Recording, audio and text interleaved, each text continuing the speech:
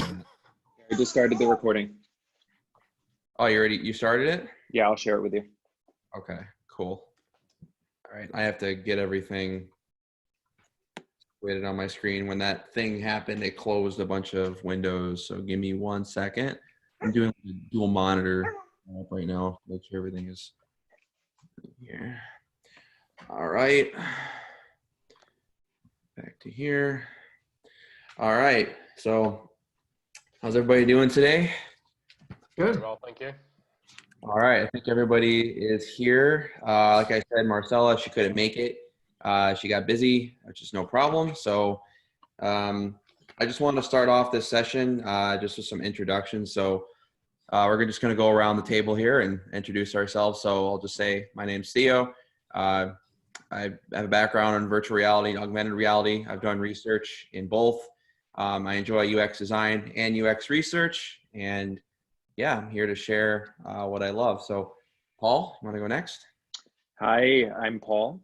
I am a UX research manager, and this is my son Oliver, who is going to hang out with us. He's going to hang out with us as well. Okay, Chad.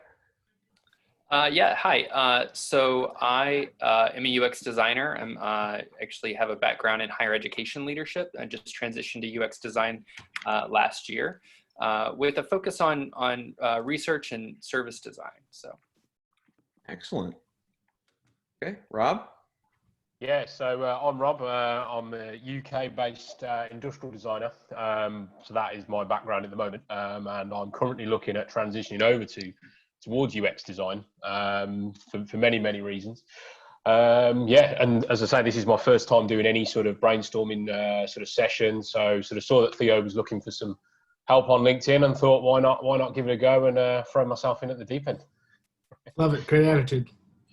Awesome. Varun? Varun here in Minneapolis. It snowed yesterday, and now it's like 56 degrees. So welcome to this fantastic climate that we're having. Researcher, background behavioral psychology, minor in applied statistics. I like psychology, technology, design.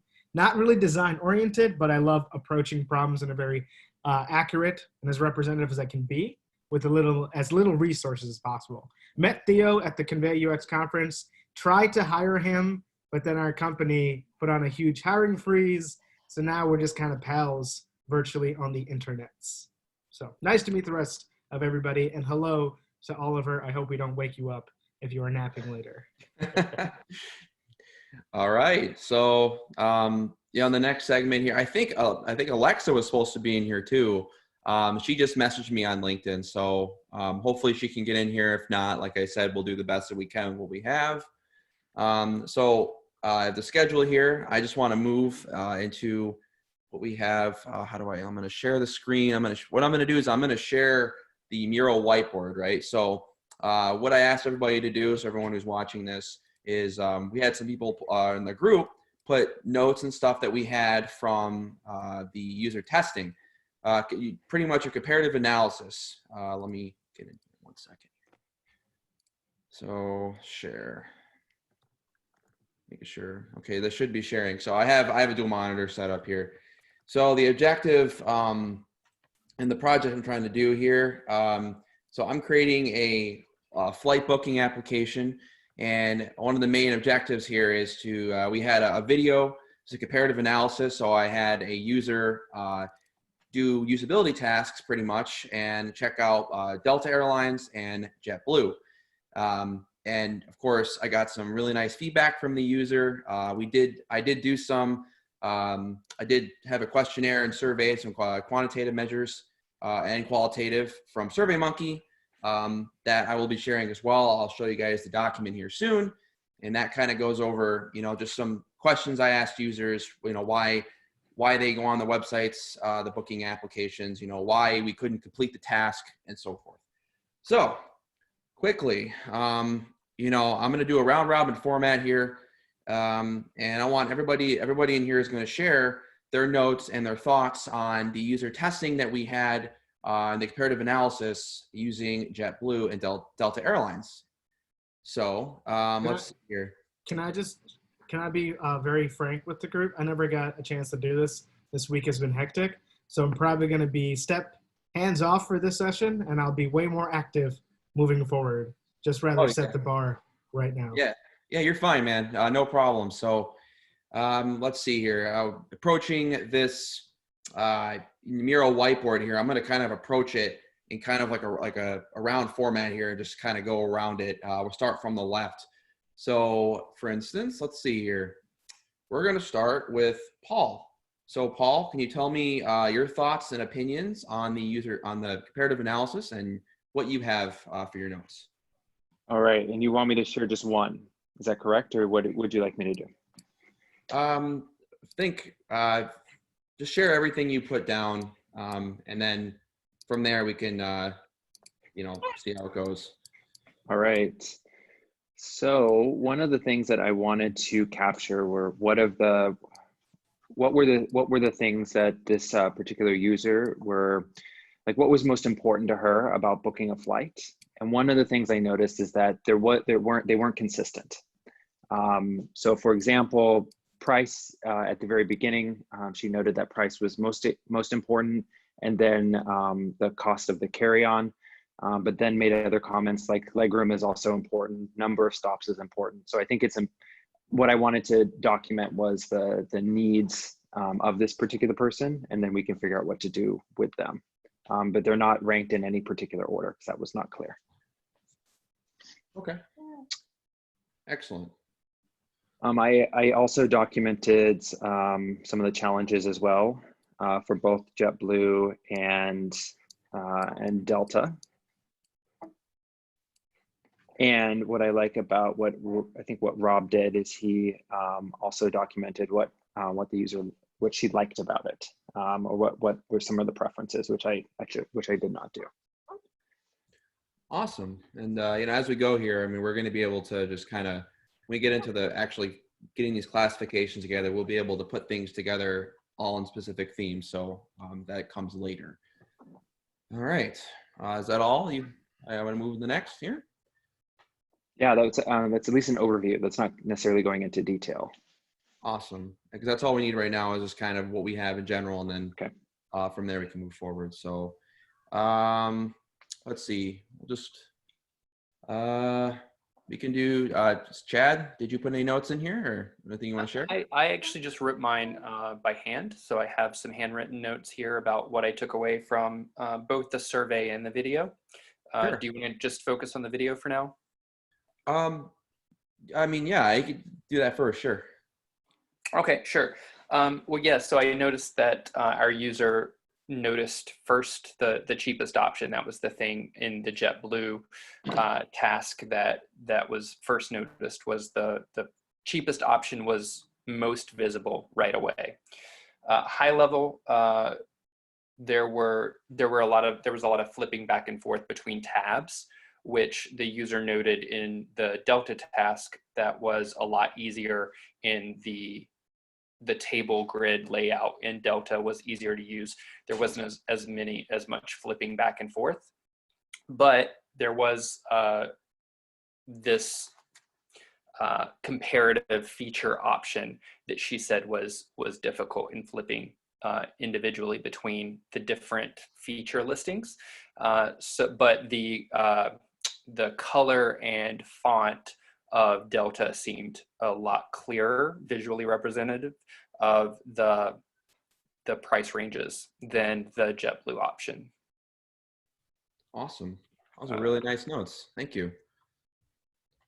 Okay. And then, as we go forward here, you have access to Miro, correct? So you can get in Miro. So when we get into the part where we actually, like I said, the classification of themes, you can just jot down those ideas when we split into groups later. Okay. Is that all? Yeah, high level stuff. Yeah. Okay. All right. Well, let's we can move to the next here. Rob. Yeah, great. So the sort of approach I took from this, well, first of all, I might just add that having never used Miro before, I thought it was a really, really good way of sort of collaborating loads of notes between different people. So I think that's something I will definitely take from this and use in the future. So yeah, so moving on to the sort of approach that I took, and I sort of went down the route of sort of understanding the process that the user went through to sort of book flights, how they normally did that. So sort of what I hadn't put down on Miro, but I've got in front of me is sort of looking at sort of the normal process that the user takes, so going through third-party sites, and the fact that they don't normally tend to look at airline flights directly, and then they use the sort of the third-party sites, I think it's referred to, and then sort of looking at what the key sort of points are that the user's looking for when they're booking flights. And I think one of the guys just mentioned that, looking at price, and also sort of the timing of when these flights are. So I think, you know, making those points fairly obvious was good. And then going into the two websites that have been identified, so JetBlue and Delta. Sort of on this Miro site, I've obviously sort of tried to summarize my notes, what the sort of user liked and disliked about each site. And I think some of the points that are worth definitely looking at is the way that, I think one of the biggest things that stood out for me was the user was really sort of able to use the websites intuitively and sort of almost knew what she was doing. And then it was only when sort of certain things sort of almost surprised the user that she was unable to kind of use it intuitively, if that makes sense. So I think at one point she mentions she was looking for a certain thing, and it wasn't what she expected. I think it was on the second website when there's mention of a USB sort of image that pops up on the screen, and she sort of says that she didn't really understand what that was, and I thought that was quite interesting. And again, really, I sort of took some of the same notes as some of the other guys, that everything on the JetBlue website seemed quite easy to use until she got to the point of booking the return flight. I think there was one point where the user mentions that she would have only found out that the return flight was at the bottom of the screen by scrolling, whereas on the Delta Airline site, I think that automatically gives her the option of finding that return flight. Excellent. And I also forgot to mention in instructions. So I wanted to group these as we went along. That way it's a lot easier down. Yeah.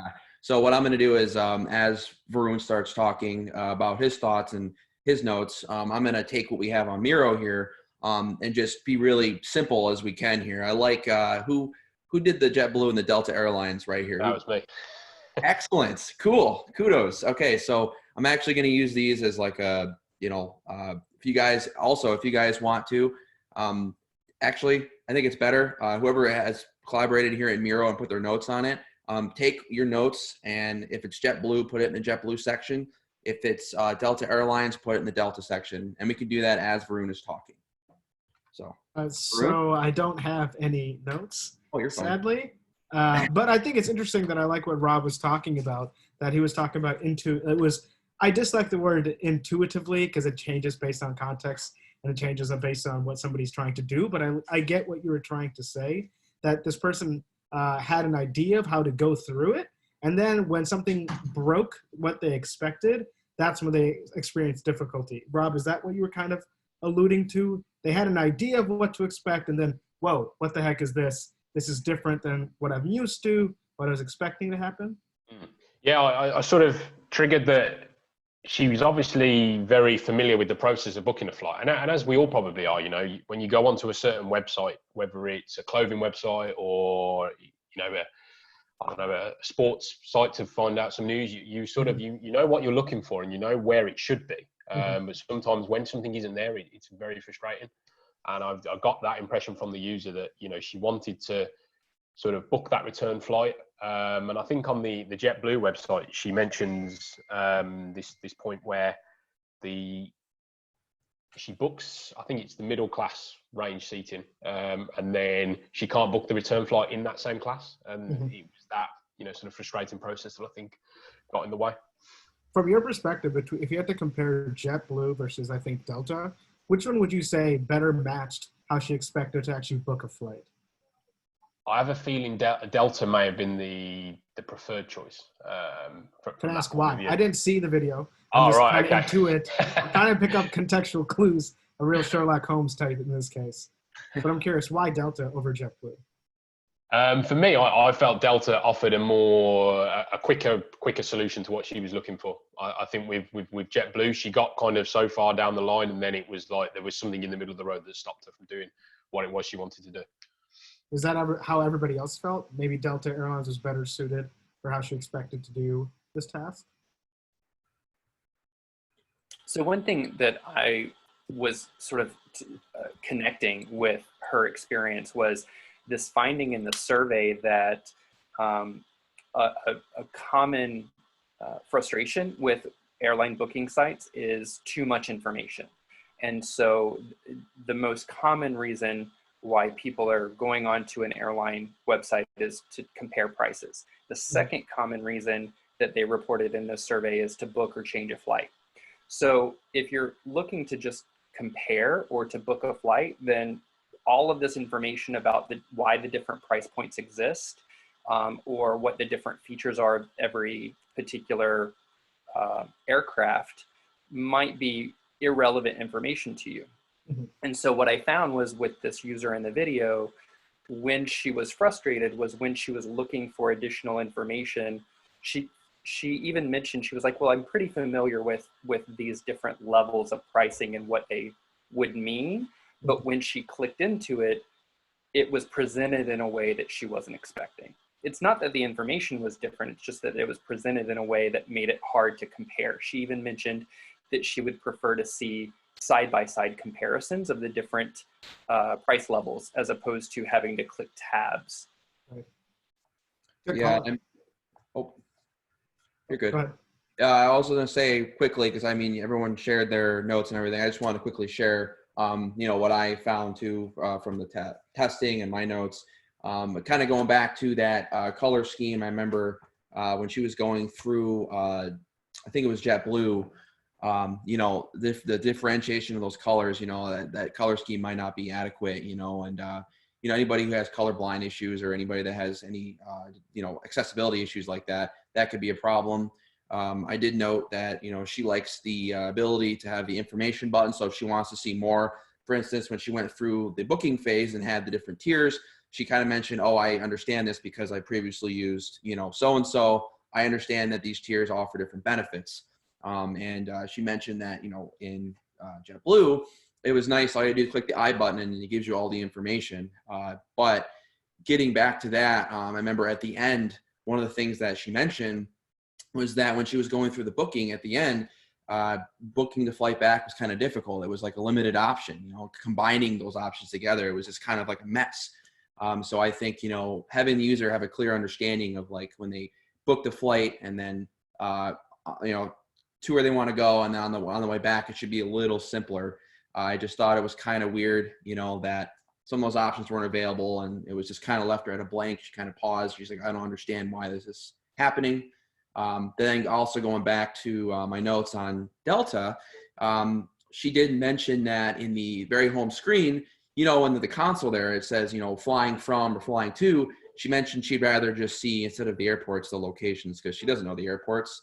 It's kind of vague information. She understands that it's from this location. She doesn't understand, like, for instance, Orlando, MCO. She doesn't understand that, That's just some visual design stuff. But she did say she liked, Delta a lot more. The color scheme was a little easier to differentiate those items.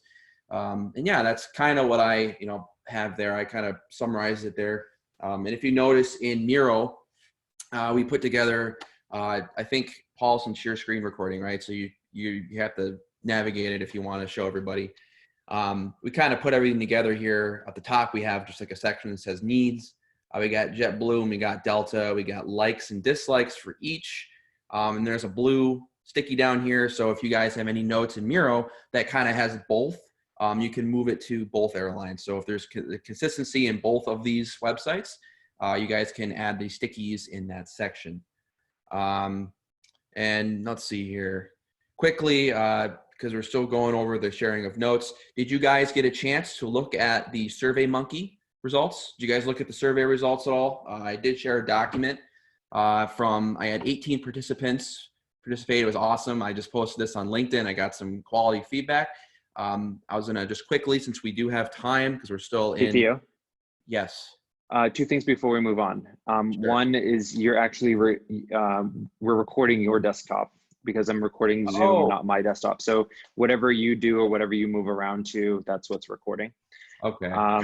The other thing is what probably wasn't articulated, and I don't think, I don't know, I'm curious of other people's thoughts on this, is like the sort of like mental gymnastics that she was going through to get to like maximize her preferences. And sometimes those preferences were not articulated until she noticed them, right? So it's like, oh, I like leg room, but that didn't come up at the very beginning, right? And the leg room seemed to like, that was the reason for choosing that one in that particular moment. Would she have actually chosen that one in real life? I'm not sure. But it was like price and number of layovers and how much it was, like how much was it with a carry-on, how much was it with it was like just like a lot of mental gymnastics that she had to do and kind of keep in her mind about which options which. And some of the things that she used to make a decision were actually hidden behind like within a pop-up. So it's like you had to keep in mind, what are the things I want, and I need to navigate somewhere else, and I need to go back and remember which thing included in was included in which tier. So there was just a lot of things going, there's a lot of options going into making a decision that were maybe unarticulated by this particular person. Yeah, that's a really good point. Anybody else have any feedback on that? Because I did kind of notice that cognitive overload there. Does anybody want to mention anything? You can speak up. No, I think that's really good to keep in mind, and sort of, you know, thinking about the factors that a user is weighing when making this decision, because there are a lot of factors, and how do you access all of the information that you need in order to make that decision? Because as Paul mentioned, some of those factors don't come to play until they're presented.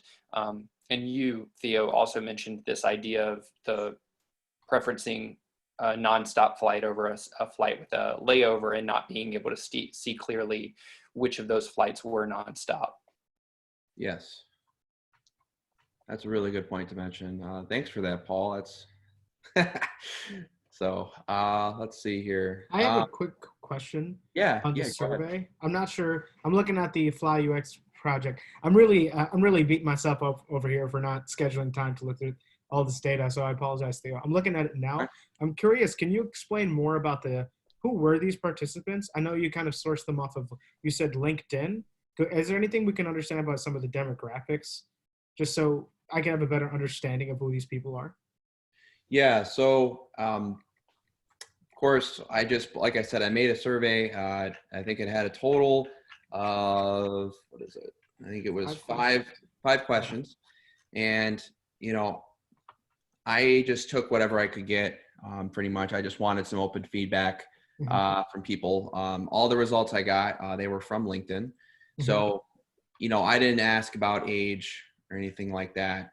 So the reason, pretty much, yeah, go ahead. The reason I ask that is because I think a lot of this, I think this is great work, but I think it's really marked by the fact that if you're an extremely frequent flyer for a lot of these sites, I feel like that's going to affect how you interact and how you expect it. If I fly once a year, I feel like I'm going to take a lot longer just looking around trying to understand, versus I'm constantly traveling for work. I might expect a different kind of service or experience. So that's why I was curious about, like, okay, who are these people? Do they have these rewards programs? What are their expectations because of their experience with this kind of service? Do they care more about speed, or do they care about the options? I think Chad was mentioning about a lot of information or kind of overload. I think that makes sense. But if I'm super used to these sites, I feel like I'll be very used to filtering out. I don't care about this points program. I don't care about wheelchair accessibility. I need to know if it's a carry-on, and I need to know how many, right? I'm just curious to know, maybe moving forward, that's something we can maybe discuss. How frequently do you fly? And then maybe select a subset of that to say, let's really focus on the frequent flyer, or the person that travels a couple times a year for the holidays, or the infrequent flyer who's like, hey, I've got some time off. I got some points accrued through a credit card. Let me see what I can do. That I was trying to understand more about the person. I probably should have asked this question prior to today. So that is on me. Expect better. So it's okay. Yeah, I mean, for this project, I just wanted to get feedback. right. You know, and I was just curious. Yeah. You're fine. And I did get some of the feedback I got. You know, obviously the COVID pandemic was mentioned in this too. So I mean, it's kind of like there's like some confounds that, you know, but I mean, it was just nice to get just generative feedback, just some consistencies like in the feedback, like, you know, what are we seeing in the survey data that's consistent with some of what the user said in the testing, you know, those prices, you know, easy booking process, you know, looking at the itineraries.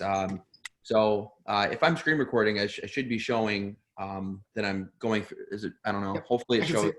Okay, cool. So obviously, like the first question is like, when was the last time you visited an airline website or application? Just really generic, just for curiosity's sakes. You know, I got people obviously, what is it? A little bit more than 60% within the last 4 weeks, and then more than 4 weeks ago. Obviously, like I said, the pandemic could play an impact in this because no one really could be traveling right now during the COVID pandemic. But getting back to some of the results, you know, like why did you visit? You know, you can see the consistencies here: airline fees, comparing prices, promotions, holidays, you know, pricing, all these consistency with pricing. And, you know, you got here, we're able to complete the task. There was a few people that couldn't complete the task. Obviously, redirection of the travel agency. Like I said, some of these are just kind of confounding because of the pandemic. So, I mean, I did what I could with the time I had. And then I got some really nice feedback here about, you know, what would the user change? So kind of going back to, you know, the user testing, I asked her, you know, what did you like and what didn't you like? And then it's kind of cool to see what she said was also mentioned, you know, on here. Navigation, you know, the flow for booking. Information is paralyzing, kind of like what Chad was talking about when you're talking about, Varun, like that cognitive overload. You know, make it a simpler process for the user. That was a really consistent item here into the feedback of the survey results. And obviously, I just wanted to see, you know, what are people booking more on, the desktop or the phone?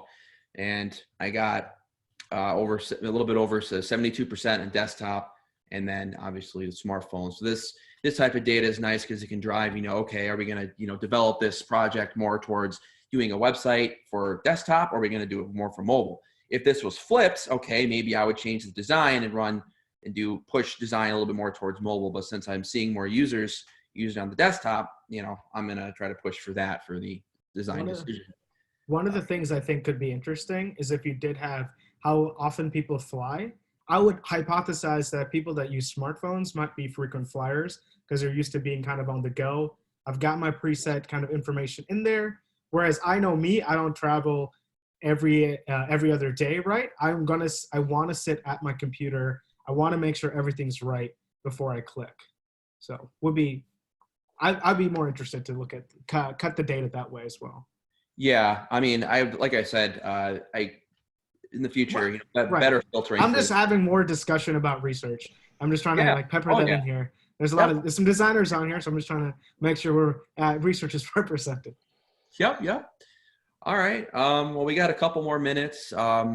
So anybody have any last thoughts, or we're going to move into the classification and the themes here in a second. So anybody have any final notes they want to mention on anything?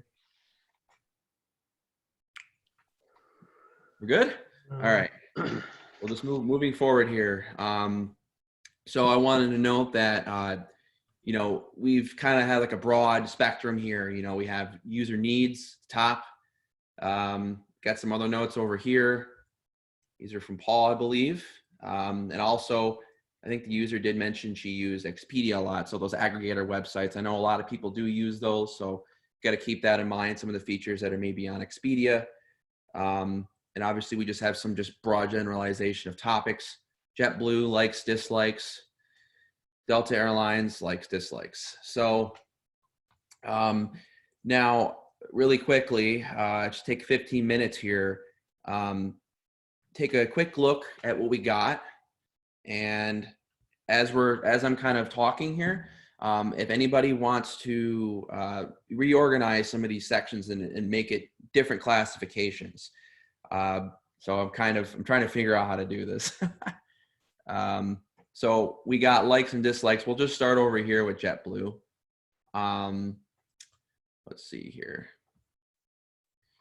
So I see Paul going a little bit there, trying to look at the different themes and everything. Paul, I could just quickly ask, is there any classifications maybe you'd like to change, looking at some of the notes we have right now? I need to look first. That's fine. So you guys take your time. Just quickly look over the Mural whiteboard. And if you wish, you can create another sticky note and maybe take some of the items and put them into different classifications so they match up just in a better information architecture. I don't think I can delete this. There seems to be a duplicate of the same one here. I don't know, whoever. The flight tier system. I don't think I could delete if I didn't add it. Oh, yeah, we can get rid of that. I don't know. Let's see. There we go. Got it.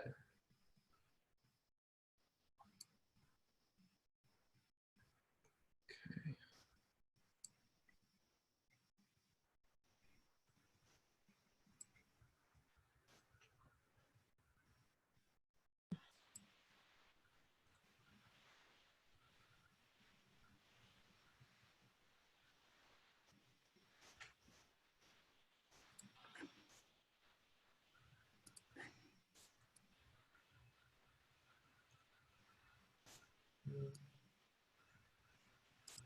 So my first inclination, I'm not going to move any post-it notes because I know that having lots of post-it notes being moved all at the same time can be. I was gonna. But my first inclination is, if we're moving towards how might we statements, then perhaps grouping these into sort of themes around the different interactions, and so group, rather than thinking about them in distinguishing between the two airlines and the likes and dislikes, starting to group into maybe visual design elements, or grouping into, I saw a post-it note just now that said challenges. Maybe that's a group that we want to, so how can we start to think about different ways of grouping these?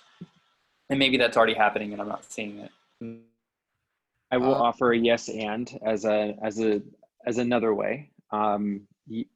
Yes and we could also group by part of like by flow, by different stages of actually booking a flight, to understand what was a positive and a challenge in each one of those parts of the user flow. I like that. Okay. So you guys want to do like maybe just one thing at a time? Is that? I'm just trying to. How should we do this? Yeah, I'm trying to. There's a lot of moving parts. A lot of moving parts. So I was thinking, that's kind of what Chad was saying. I don't want to touch something if someone else is going to grab it too. Paul, what do you think? I'm like your default person to ask. I've never used Miro. It's the first time using Miro. And usually I've done Affinity diagramming, but I've done it just on like a plain whiteboard with stickies. So I think we've thrown out a couple ideas of how we might group some of these post-it notes. Maybe let's all align on how we want to do that. Okay. And then perhaps we can create, if we, for example, choose user flow, we can create groups that are associated with different parts of the flow, and add the sticky notes to those groups. Yeah, that's one option. Yeah, I like that a lot. Yeah. I'm on board with this user flow grouping. Yeah, I think that's really nice. Would it be helpful to have all of the JetBlue ones be colored blue and all the Delta Air ones be green? Let's do it. Sure. Is there a Varun, way to like select and convert all of the colors in an area? Yes. Yeah. I think I held shift. Yeah.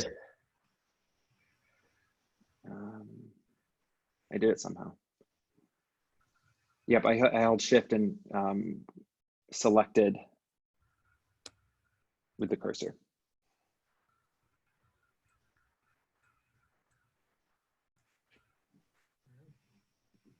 I guess we just take, okay, I guess I'll do the Delta ones. All right. Just doing that. I like the idea of the user flow because that was kind of, I'm actually going to be putting that together, but if we can kind of like after all of this, but if we can kind of get that going right now, that kind of gives like a better, see the entire process of the user and see where the problems can be. Okay, so I will, while other people are working on changing color coding, I will start to map out the flow. Would anyone like to help me? Yes. Thank you. I'll always volunteer to help. If I hear silence. Join me at the bottom with the orange sticky notes. We're talking major phases then? Like I think get to the site? Like where are we starting? Like how we define a start and an end? What wasn't explored is how someone gets to the site. So perhaps starting on the site and going from what she did when she started on the Delta or JetBlue site and where she ended was she ended at having selected the return flight, I believe. That seems good to you? Yeah, I believe the start would be inter-flight information. Yeah. Oh, okay. So Varun, I'm gonna alter the post-it note. Do it to it.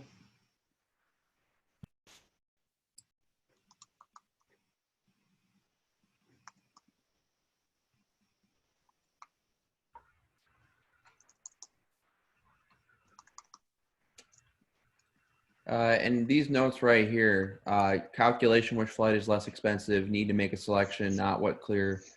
Are these, whose are these? These, Paul, are these yours? Those are mine. Okay, and where would those be classified as?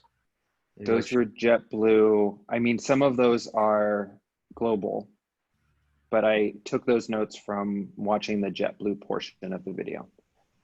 Okay, I'll just put them in the JetBlue. They were challenges. Okay. Just kind of get rid of So would we say, I'm going to offer up maybe a step 2 in the user flow would be review prices? Yes. Chad, can you take over the user flow? Yeah, I'll tag myself out because it's a way better idea. I'd be happy to talk it through, but I'd rather be hands-off on the post-it notes. Okay, you tell Paul, and Paul will write. One person at a time. This tool might be too collaborative. I've used Miro before, and this is exactly so my experience with Miro has told me that one person moving things is usually best. Okay. Otherwise, it gets a little chaotic. I will, if you be my brain, I will be I will use my fingers. All right. So step 1 was inter-flight information. Then they would review price. It's almost like review flights, right? Or review options. Review like it's like flight options, and it seems like price was a part of that, and among other factors. Correct.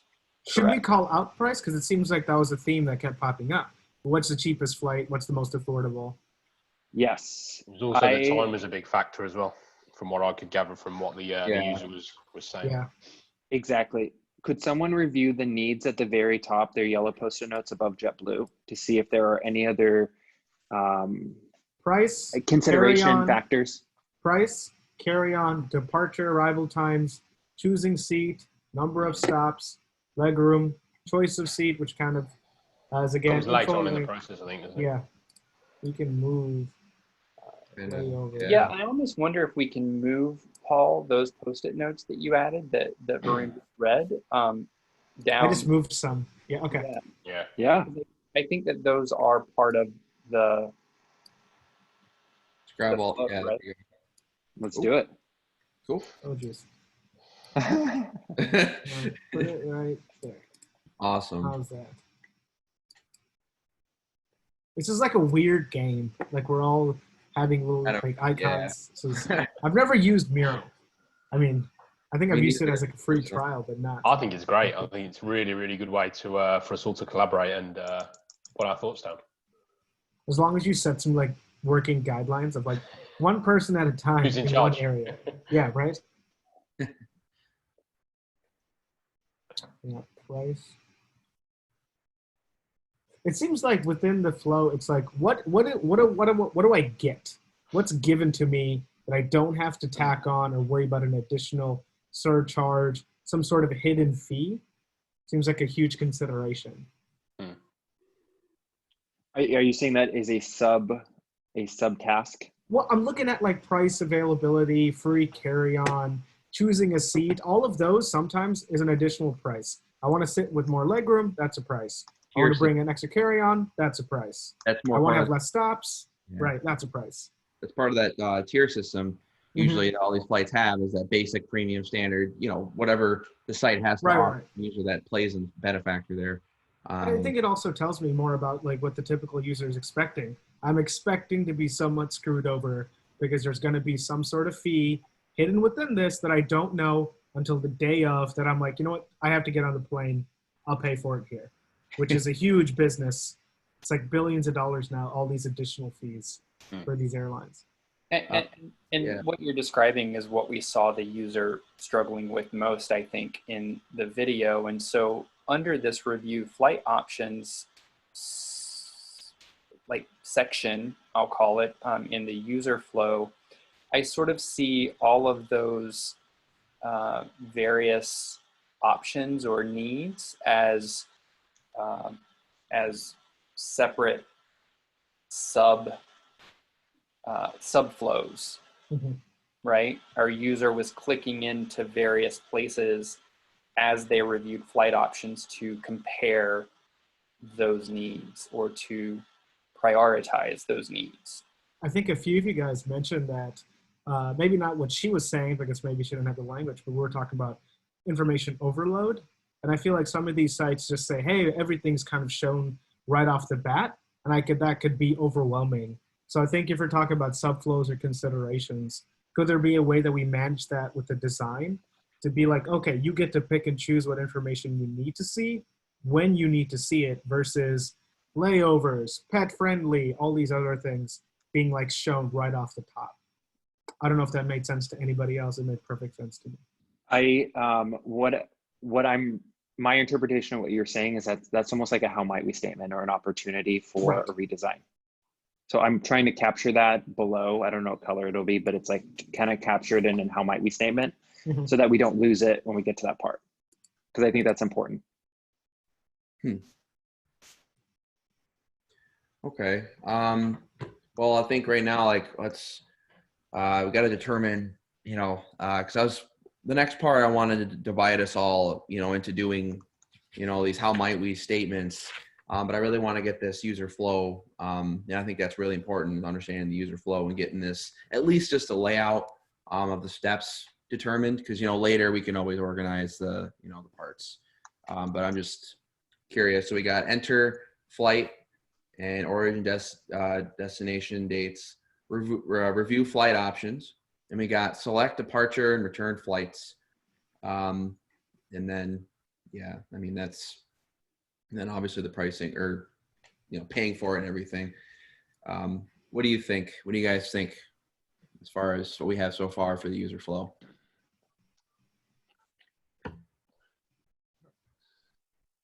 Is there a confirmation or like review what you've done? I think that there's a review at the very end. So perhaps that's that last one. I'm trying to, I remember a specific review on one of them, but I don't remember on both. But I think that's a fair step.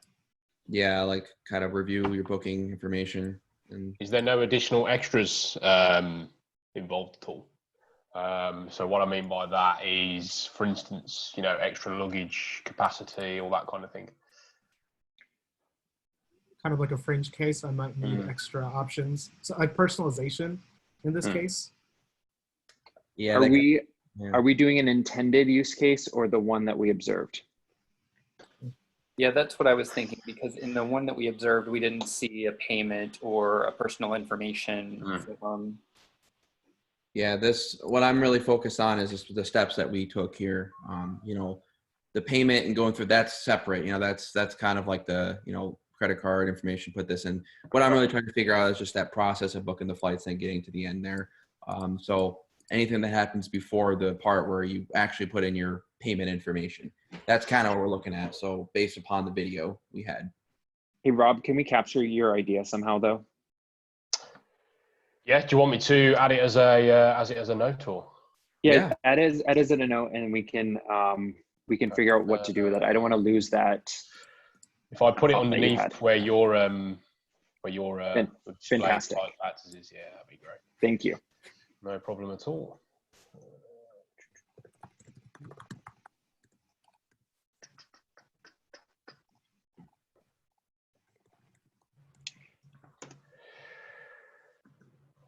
I don't think that we have much more to fill out in this user flow, because what we observed in the video was pretty slim, and I think we've captured the major steps.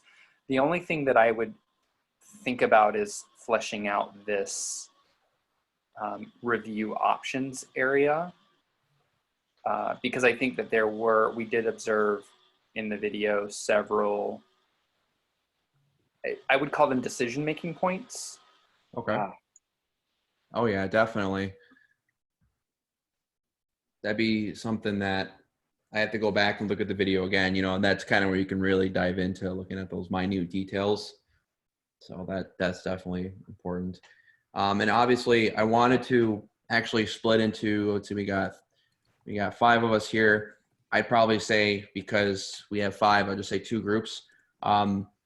The breakout room. So Paul, I want to take advantage of this opportunity in Zoom and just split into groups. And both of us can, these 2 groups can, you know, talk about the breakouts or the how might we statements. I see that Varun is already going to town over here on the how might we statements.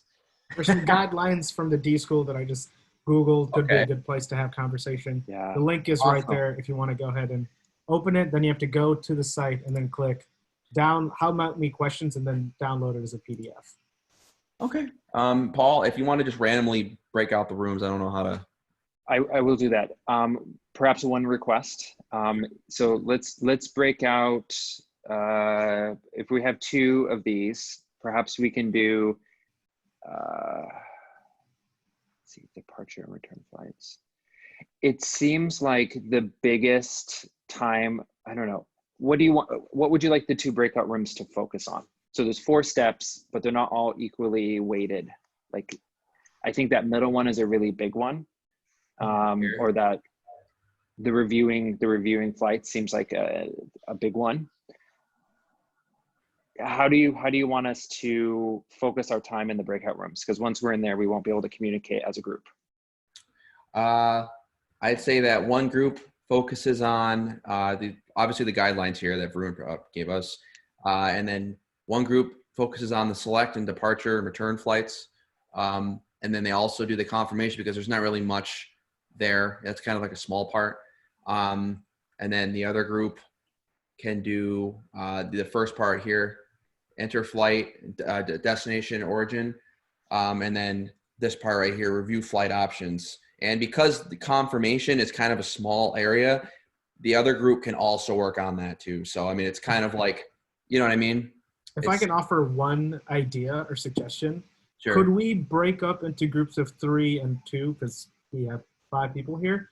Could we do like shorter sessions where the 2 groups focus on the same phase of the user flow, get conversation going, and then come back and discuss what we talked about, what we learned, what we're assuming, and then just go phase by phase. So maybe break into 2 groups, 5 minutes on enter flight origin, destination dates, discuss, see what you're learning, time out these statements, come back as a group, 2 to 3 minutes, see what we're liking, write it down, and keep going. And then after, maybe as a big group, could be something. I don't know. Just an option. Yeah, I'm just looking at the timeline here. I'm just making sure this is all going to fit and everything too. I'm trying to think. So you're saying pretty much each group will focus on the same thing, and then we'll just kind of do it for like 3 to 5 minutes and then come back and then go to the next part, 3 to 5 minutes, then come back and then kind of just break it apart like that. Is that what you're saying? Right. Just like take notes. It could be, to me, it seems more iterative and faster. And if we're focused on the same thing, we should have roughly the same context of why we're discussing the things that we are, instead of tell me more about the little information that you had for confirmation and how you got to there. Okay. An idea, open to not doing it as well. I think that's pretty good. And as long as we make this the session short. I have my clock right here, so I'm trying to keep track of the time and make sure everything fits in the schedule. Yeah. Do you need help moving things? I think Paul's going to town over here with the. Yeah. So what we're missing, and I was just trying to capture as we're talking, is that we made the task flow, but we did not move any of the post-it notes that are related to the task flow together. Right. Okay. We should probably do that before the split. Thank you, Paul, for doing that. Yeah. Thank you. Thank you, Paul. Yeah. So once we got to get there, we move all these first, get all these situated where they're supposed to be in the user flow, and then we can move to actually doing this breakout rooms. Let's see. As we're doing this task, did everybody have a good week? Everybody staying safe out there? Yeah. Staying home. Same. Yeah, pretty much. Best thing to hear.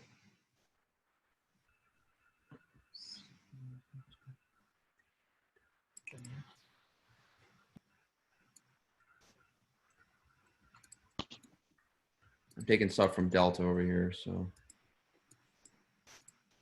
they can both categorize them all together here. You know, I'm going to offer a different suggestion for our breakout, and it might be just for the sake of time. Sure. What if the two groups just focused on these first two pieces in our user flow? One group focused on entering the flight details, and the second group focused on reviewing flight options, because I'm not seeing a bulk of information on the other two steps. Yeah, so pretty much take all them, like the part that has the most information that we gathered, and really focus on those, like prioritizing those points. What do you guys think? Works for me. I like it. Yeah, sounds good to me. All right, we can do that once we get all this together here. There's definitely, you're right, because looking at, it's crazy. Now we're looking at this. You can see the first two have a ton more than the last. So. And as far as these visual challenges and tier challenges over here, I like who put this. I mean, do you want me to put this with leave this separate over here, or do you want me to, what do you guys think we can? I made that earlier before we started doing all this. You can leave it, you can keep it, whatever works. It seems like it's all associated with the second step, correct? Yeah. I feel like we're going to get probably, this second phase. The second step is, as you can see, it's already chock full of tons of information. Yeah. It's very clear where the area of opportunity is. Right.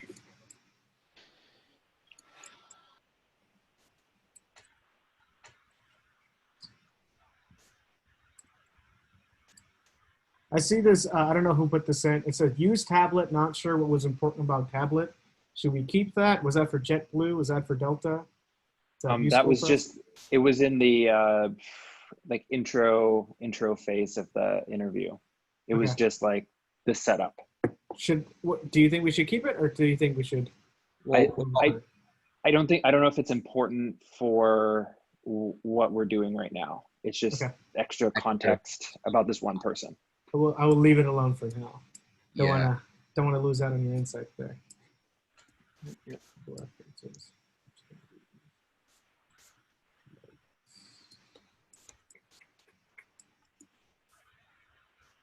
Just kind of put this over here just for use it later, you know. Should we have a color for both of them if it applies? Like, what's the mix between blue and green? Is that Delta is green. And right? Delta, But what if there, something applies? This one says low prices on both sites. Is that like a purple? Maybe is that what blue and yellow? yeah, What that would do actually blue and be. green make? I can. Blue green. Blue green. Thanks, Paul. Let me Here we go, just this write that color. in There we via go. hex There code. we go. Okay, Blue there. green. Perfect. Perfect. There you go. And if you want, you know, when I'm done, I can create a key so it's everyone understands. You know, like you can come back. I can. It's easier. All right. Removing the how might we use this a little bit. I'm making the how might we use yellow, just so it stands out again. Yeah, sure. All right, I think we're pretty much good. I'm going to start to. Are we leaving the survey stuff in Paul's quadrant here, or are we? I'm gonna grab all this survey monkey stuff. Just give me a second. Okay, great.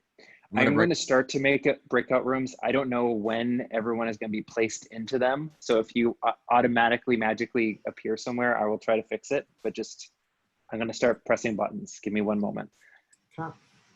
Okay, we're still good. We're still good. Breakout room 1 will be about. Can we form some alignment on whether each breakout room is tackling 2 different topics, or if we're doing the same topic for a short amount of time? We're both of us are like both groups are doing the same, just the first 2 topics because they're very heavy.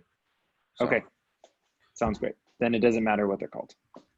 Okay. Yep. How long for each group? Like for the breakout session? Well, I'm gonna just do. We're gonna go over just the first 2. I'm looking at the time right now, so it's 3 o'clock. So we'll do. How does 7 minutes sound to make how might we statements for both of these for the first 2, and then come back? Or do you guys? Just wondering how long this will take. So if we give ourselves 15 minutes to within each group to tackle both of these, right? So group 1, group 2, if we're both doing both, right? We can just all take a look at articulate what the problems are that we've observed in our smaller groups. We can create our how might we statements, and then we can come back and do a share out. And that should take us to the end of our time. Sure. So we'll just do 15 and 15 minutes of the group and then 15 minutes of sharing. Is that? Yes. Awesome. Okay. Well, that sounds good. So we'll take 15 minutes of making statements, and then the last 15 minutes will just be kind of going over those statements and then just ending the session. So, all right. Okay. So let me know when you break out those rooms. You should have an invitation to join your room.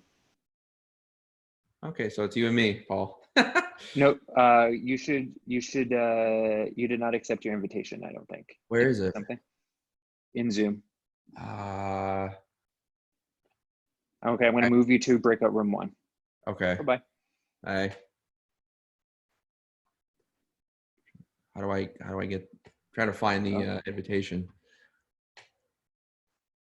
Okay. Do I have to stop sharing? That might be part of the thing. I may have to stop sharing. May need to stop sharing for a moment. Okay, give me 1 second. Okay, and then I go join breakout. Yep, got it. Great.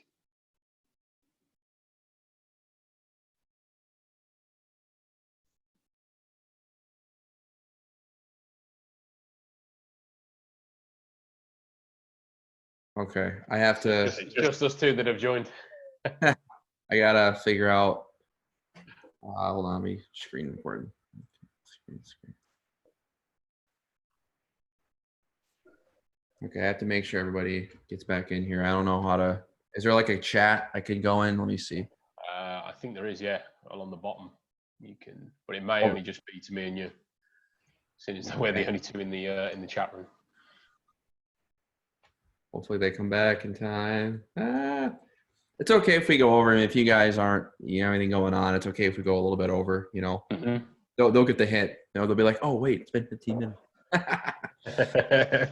So what's your thoughts so far on this it's a workshop / Affinity session? It's really quite interesting to get some different insights. I mean, from my background, we don't tend to spend too much time on the research phase. It's normally we get a design brief and we kind of get stuck in straight away really into developing your concept and stuff like that. So to see this side of it for me is really quite interesting. And as I say, I'm looking to transition over, and it's certainly a learning curve, learning new bits every single day. So it's really good. Yeah, I could definitely agree. I mean, you go through, before you go through the design process, I mean, that user research is extremely important. And obviously creating a flight booking application, I mean, going back to the surveys, like whatever Room was saying, I mean, it's obviously better to have kind of like a more filtered selection. Yeah, more targeted. This is just, generic. I just wanted some basic feedback.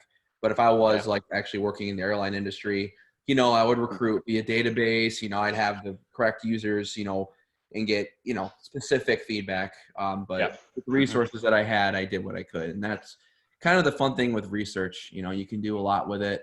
And if you really network and put your stuff out there, you can get a lot of cool feedback from a lot of different people. So yeah, of course. Yeah. So what's your background at the moment then?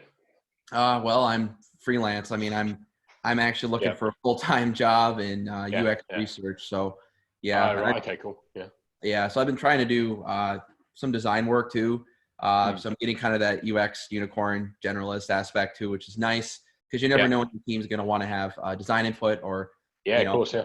Yeah. So, realistically, if I could, I'd love to work in virtual reality and augmented reality, but, I'll take what I can get right now. I'm exploring every option that I can. And I just love the research, with the background that I had, the publications I wrote, they're more, a lot of statistics, a lot of quant work, a lot of science and academia, but getting into the industry, I'd love to, really help create a company, build a project from the ground up and really help with that user research. So this stuff's fun. Cool. Yeah, no, of course. Yeah. It's a really, I mean, in the UK, I mean, the prospects in UX are, they seem quite healthy compared to other areas of design. So it's, as I say, it's something I've been looking to sort of transition in over the last couple of months. And now it's kind of got to the stage now where we're sort of locked up at home because of this virus, that it's giving me a little bit more time to spend on it and try and hone the skills a bit more. Yeah, well, that's really cool. I mean, thank you so much for, joining us. No problem. I'm not even sure how I ended up connecting with you on LinkedIn. It was just, I was just going through, I think I saw a post of yours and thought, that guy sounds of interest, so I'll just connect and see nice. What's what. So. Well, I'm excited that you joined us. Yeah, no, thank you for having me on. Hey, guys.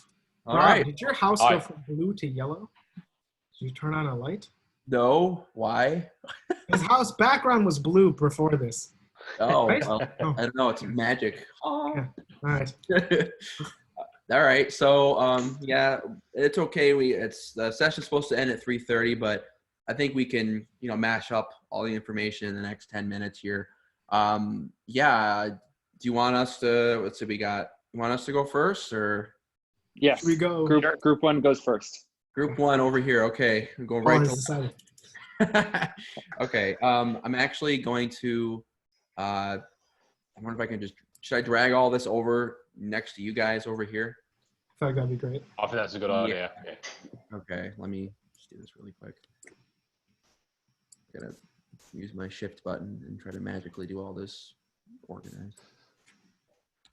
Okay. Okay. Okay.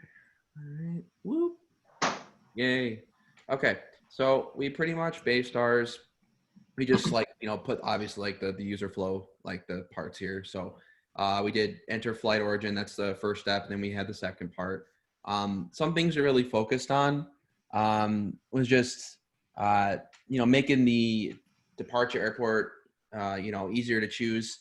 We kind of talked about how some of the airline sites, you know, they have like using your browser, you know, it has like a, you know, option to, oh, can you check this location? So obviously this feature, it's dependent, you know, obviously if you turn the feature on or off, but you know, that kind of feature is cool. That way the user is already kind of, oh, I'm flying out of Syracuse. I live 20 minutes from Syracuse. So we kind of noted that.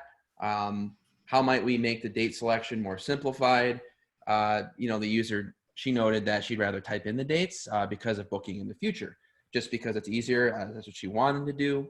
How might we include added options in the first search? Rob, you can get into that if you want to talk about. Yeah, so it was probably a bit of blue sky thinking, really. I sort of had this sort of idea of how could we then make the latter stages, so the part that Theo was sort of focusing on the next part, how could we make that process a little bit more easier? And I sort of had this idea of including added options. So for instance, if you do require extra leg room, is there a way that you can select that as you're entering your flight and your flight origin details, so that when you get to the next stage of reviewing your flight options, that option is already selected, and therefore it's got the price and everything included to make that experience a little bit more easier to navigate.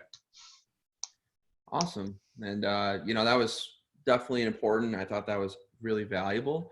And then obviously, let's see here. That's kind of related to that first one. These are kind of related. I can. Which one do you want to keep? Which one do you think we should keep? I'd say the one on the right hand side, current location. Keep that one. Yeah, that's correct. And then obviously making the date selection. Okay, that's kind of related. Does that overlap? Yeah, I was going to say it might overlap with the second one. Yeah. Yep. And then getting to the second part of the user flow, there's a lot of stuff to review here. We just kind of went over differentiation of the colors on the screen, visual design. Obviously, that's important. You know, she mentioned in JetBlue, she kind of didn't know, she couldn't tell the difference between certain elements on the screen just because the colors were so similar. You know, so you want to have a good differentiation, good design layout. How might we interpret the flight tier selections?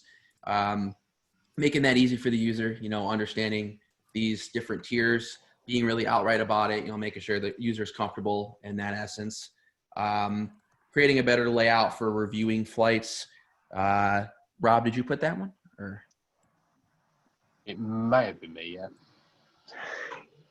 I was looking at it from more of a design point of view, so possibly. Yeah, so just, you know, obviously, you know, we got feedback from the user that JetBlue was different than Delta. Like, she really preferred Delta. I think it's because just the way it was laid out, it was like really easy to tell what was what. And then how might we reduce the amount of text input? I don't know, like kind of like some of the steps can make it a little more thorough, but like don't have so many things to input the text. So like less cognitive overload. And then the icon identification. How might we create a better icon identification? She mentioned in Delta, there was these icons. She's like, what are these? I don't understand these. You know, it's just like, why are they there? You know, making that a little bit more visual and easier for the user. So that's kind of what we had. I'd love to hear about your guys. Yeah. Who wants to take the lead on our team? I'll go through a little bit of it. So we started with sort of identifying problems, and then the how might we statements were opportunities for solving those problems. So the first one was how, actually, yeah, thank you for zooming in. So the problem we identified was user experiences are inconsistent. So there's different interaction styles as you're entering in flight information. One's a drop-down, one's a calendar selection, one's typing. So how might we simplify interaction styles? Secondly, there is the how might we reduce the number of essential input fields? Similar in the sort of idea that there are multiple input fields and things that you must select. So how can we reduce the number of things that a user has to enter? And then the user was presented with various decision factors. And so how might we display and understand preferences up front? This is sort of what Rob was maybe alluding to, is allowing the user to either enter or be presented with opportunities to think about what preferences they wanted as they were entering this initial information. For the step 2, reviewing options, we came up with this problem that there was a lot of content that was distributed in lots of different places. And so how might we present or hide the right information at the right time? And then finally, the user relies on short-term memory to make multiple decisions throughout this process. And so how might we make sure that all of those decisions are displayed so that the user knows what they've already selected and where they are in the process? Have I captured all of that correctly, folks? Sounds good to me. Yeah, it sounds really, really awesome. This is great, guys. I mean, all this information is really, really awesome. I'm trying to think here. I mean, we have a couple more minutes. Maybe putting these together into one big thing. Do you guys want to do that? As we're doing that, the thing that kind of jumps out to me kind of inductively from this process is really simplification across the information and the interaction. Yeah. A lot of this, like one of the examples I gave is if I typed into Google flights to Canada, could we somehow set up the browser to store cookies in the local cache and say, hey, we know that you want to go to Canada. Can we surface the top 3 biggest airports in Canada? So instead of searching across all airports that are possible in the known universe, you're just looking at Montreal, Vancouver, and Toronto. You're like, great, I'm going to click one. I'm filtering through less information. The second thing that I think about people keep talking about is really design seems super important throughout this entire process. Instead of just like, it's just holding information. It seems like there's got to be more intent behind how this information is laid out, not just it's a filter, it's a drop down. So that's what I'm noticing. I don't know if anybody else is picking up on any kind of latent factors as we're doing this. Yeah, it's kind of like the system status visibility, like knowing that, oh, click here to go next, or you're done, like having like big bold letters or just having that visual representation. Okay, I am done. Given that, you know, user at that point being, okay, I can go to the next step now. That's a kind of important. So should we group these together? Yeah, I was thinking we can probably, like I said, most people it's probably tough. I can kind of just click them. I click on them myself and we can kind of go from there. I could just start right here or, oh, okay. Is that what you mean? Sure. Go ahead, Varun. Take lead. I'm just like, I did it. So I was just like, okay, it's literally 2 steps. Okay. Theo, we did it. We solved it. We won. We did it. Theo, I'm really curious what your next steps are for this project. Yeah. So following this, I'm actually going to be creating a customer journey map based upon the data that we put together. I think creating journey maps are really important. I'll even show the curve, you know, happiness and like maybe the things that went well, things that didn't go well. Everything from this session is extremely valuable. And then from there, I'm actually going to go into some of my design decisions, create some wireframes, some sketches, then mock up, obviously, the high fidelity, and then probably go through some user testing, which is going to be a lot of fun. But, you know, like Varun was saying, I really want to get the right people to test this too. So I want to get people, you know, I can do this actually. Like I said, with SurveyMonkey, I can only do so much. I don't have the paid version of SurveyMonkey. But when I have the paid version of SurveyMonkey. If you need to set up, maybe I can help do something for you that way. Yeah, because what I was thinking is like, I know it's terrible, but I mean, it's like, I really wish I could have done a survey where I could have got those users who answer specific questions and maybe they fit that persona, because I'm going to create a user persona based off this as well. Probably 2 or 3. And then, like I said, it's really good to design based off those personas. I like using personas. I've used them in my previous projects, but that's kind of next steps. You know, just going through the data again, customer journey map, then going through wireframes, then, you know, create an interactive prototype. And yeah, I'm really excited. And if you guys want to help at all, you know, like I said, let me know. I'd love your guys' input too. So if there's one thing that I can add, maybe as like a step that you might be interested in, is reaching out to some researchers at some of these kind of airline companies. At Convey UX, I was supposed to have a conversation, we never got around, with Aubrey Denovan, who's a senior generative UX researcher at Alaska Airlines. Maybe set up like a super informal 30-minute kind of, I hate the word SME, but a SME subject matter interview, just get to know her, like maybe the things that we're thinking about. She's like, cool team, we thought about that. There are some legal things that we have to keep in mind as we're approaching this. It might help you understand the constraints, but constraints lead to creativity. And plus, I'm sure there's a lot of good UX researchers that are happy to chat about their work. Could be something you pencil in if you've got the time. Yeah, I was actually going to reach out to some people who maybe work at Delta or, JetBlue. Right. LinkedIn's a great area to really network and, get out there and meet new people, especially researchers or designers. But yeah, that sounds like a great idea, Varun, and I really appreciate it. So, is there a chat feature in this quickly? Because there's I'll just send this. There was a case, it's like a case competition type of deal. Work.co, which Work is a very quote unquote well-known design firm, and they won a bunch of awards for redesigning Virgin America's entire kind of website to be really user-friendly. Could be something else that you take a look at and learn and be like, oh, cool, how they did that. Could be something to check out. I'm just trying to help. Yeah, no problem. No problem. That's a lot of awards they've won there. Right, yes. So just for one project. Right. So, anybody have any other input they want to share in before we head off? thank you for setting this up. I mean, Yeah, this was thank you. Agreed. really Yeah, enjoyable. thank you. If you It's a need different help, way. oh, Varun, carry on. if you need some more help, happy to help out. I'll definitely come more prepared. But I thought this was a great use of a Saturday afternoon for me, my time zone. Excellent. Thank you. Rob, you had something to say, you said? Or? Yeah, I was going to say, probably just to echo what Varun was just saying, it's certainly a different way to spend a Saturday evening here in the UK. Right. But no, great to meet out with you all. I'm assuming are we all connected on LinkedIn? Or I think be good so. to, be good to connect in if we're not already connected and stay in touch and stuff like that, really. So Definitely.